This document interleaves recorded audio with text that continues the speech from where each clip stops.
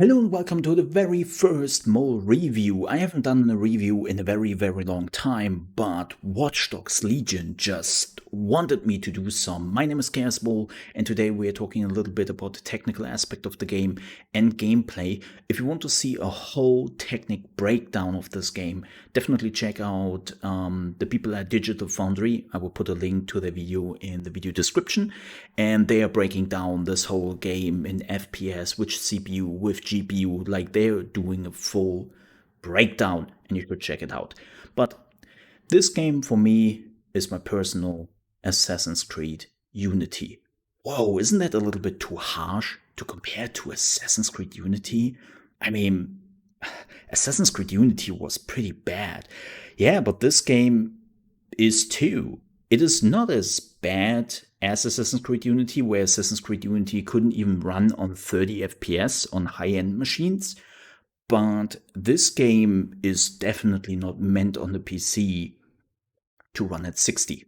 And in 2020, with the hardware we have, I find that very questionable. Like even people with a 3090, think about this, a 3090 and a high-end CPU, like the best of the best, the high end of the high end, cannot run this game on stable 60.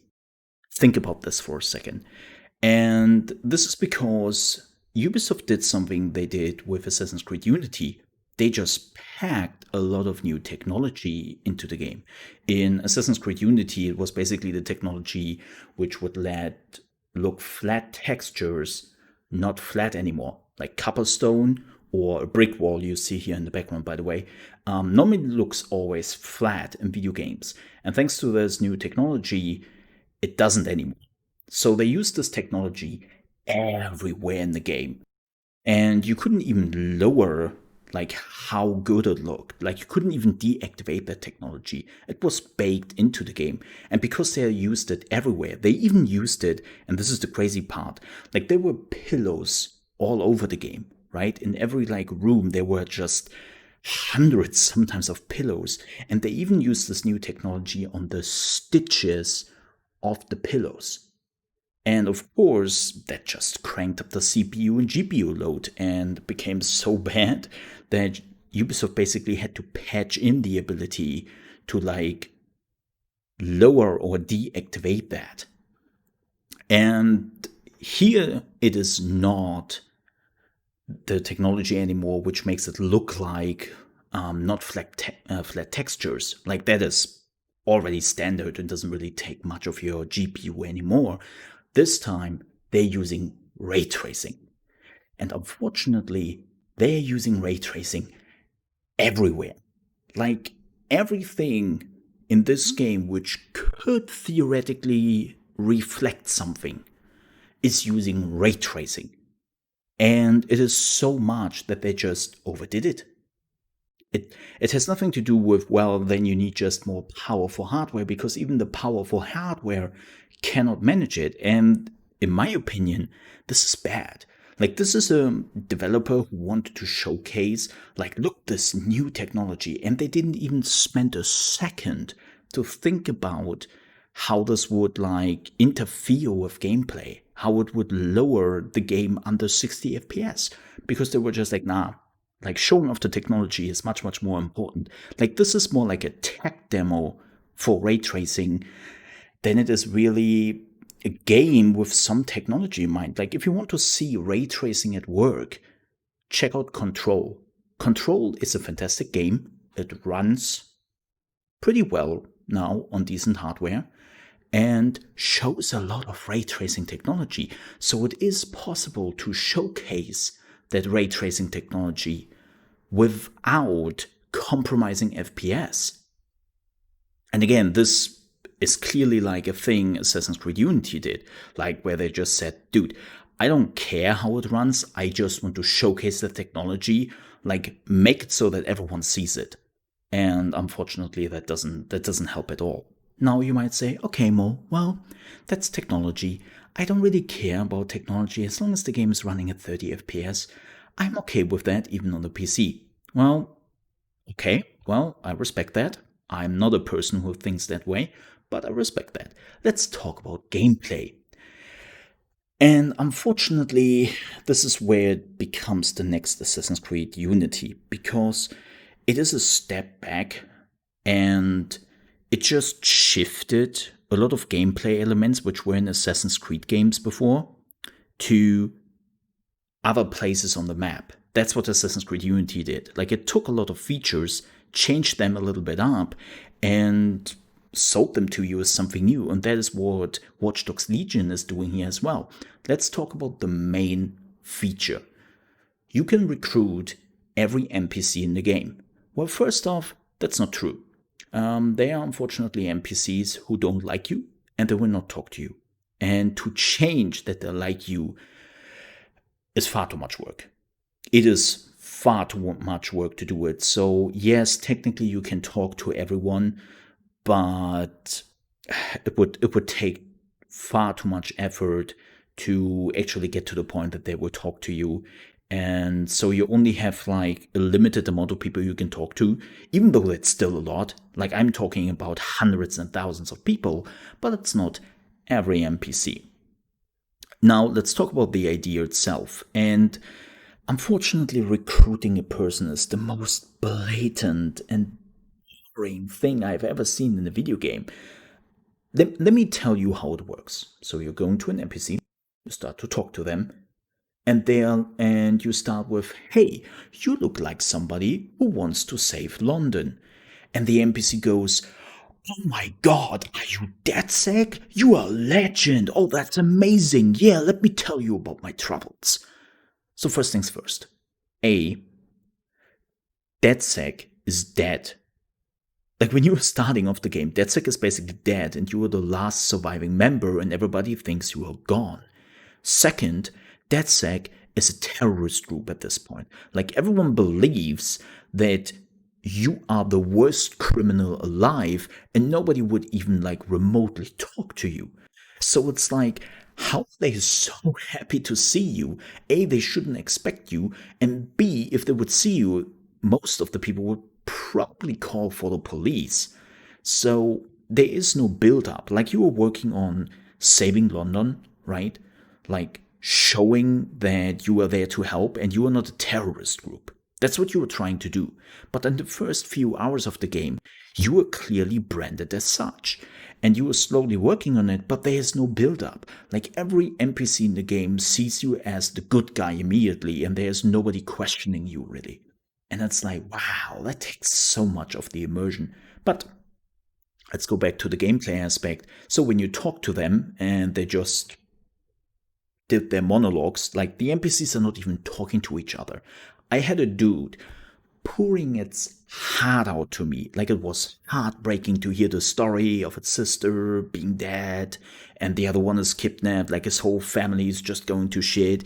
And it's like super, super heartbreaking. And my character is like, "Maybe I will see about that." What? D- What? That was not a discussion I had just right now. Like, they are not reacting to each other at all.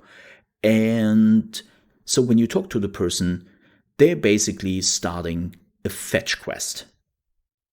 They're starting you a fetch quest. And they're like, "Hey, can you steal some data? Can you steal a car? Can you destroy something? Can you kill someone?" Those are the quests they can give you. And it is the same over and over again.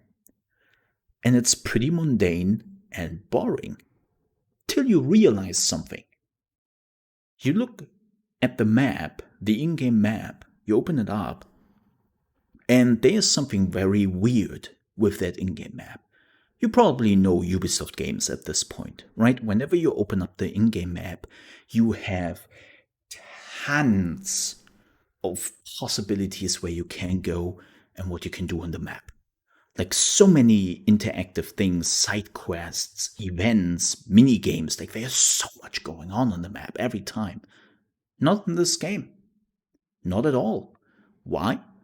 Because they all took that from a map and condensed it into the NPC.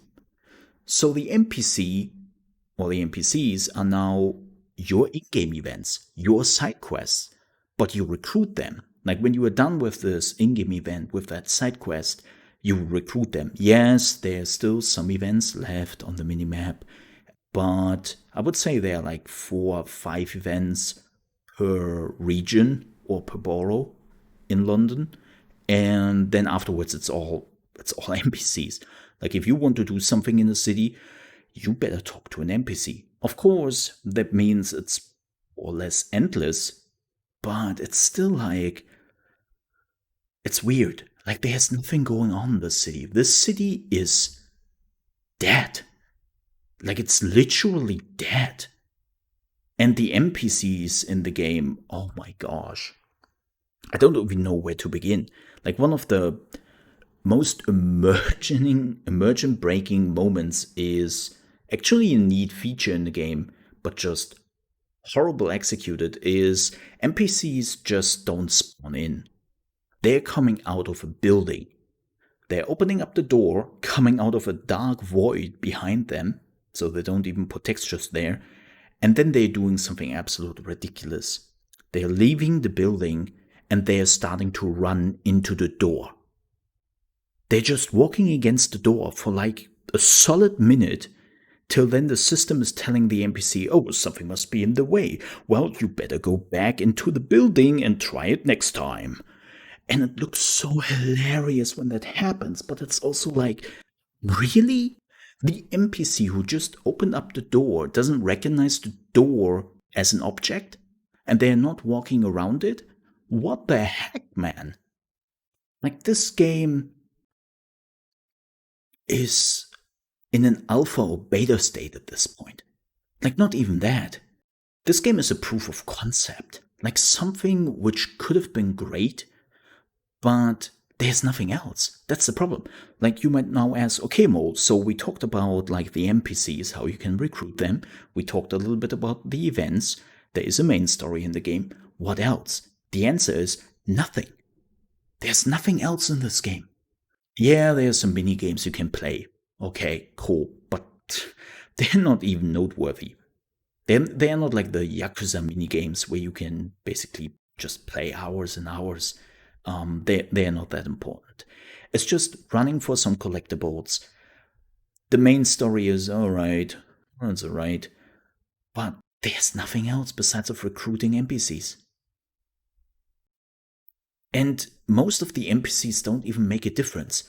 Like some NPC does more damage in melee, some other NPC is good in sneaking around, some other NPC has like a good weapon.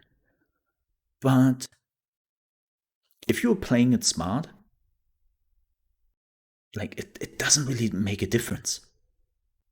Not at all.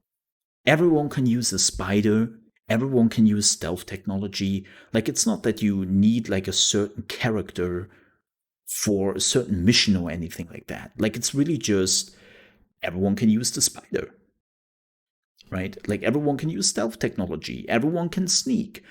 There's not really like a difference to the NPCs itself, which again are the biggest selling point in the game. And unfortunately, I have to say it here, this game should have never been released. I would say it. It was a great idea. It has a lot of cool stuff in it, which could have worked out if done right. But it didn't, and this was probably the reason why they also postponed it. And they should have just said, you know what? Let's not release this. And of course, that's not what Ubisoft is doing. Ubisoft put money into this game and they were just like, yeah, let's recoup some of the money. But I would say it, like if you're thinking about buying this game, you better wait. Wait till it is like $20, if at all. And if you have the hardware to check out the technology, but this game is not worth $60 at all. Like not even remotely close. And they're asking, I think, $70 for the next gen console games. So, like, don't. Like, even if you manage to make this game run pretty well, which, well, is problematic, it's just the gameplay is not there. Like, this is basically a collective of cool gameplay ideas which just don't work with each other. And it feels like they had a lot of ambition with it, then that failed somewhere at some point. I cannot really tell you where. And now it's just boring. It's just absolutely boring. And I can understand now slowly why Ubisoft has been relatively quiet about this game in comparison to let's say Assassin's Creed Valhalla. I can totally see it now. So do yourself a favor, wait with the buying. Wait till it is like 30, more like $20. Or if you ask me, don't waste your money at all. There are better games coming out soon. And if you want to see like technology at work, there are already some better games who are doing ray tracing equally well, but you can also run it at 60 FPS on other machines like Control. So yeah. Alright, that was my more review. Thank you so much for watching. If you enjoyed this video, don't forget to like.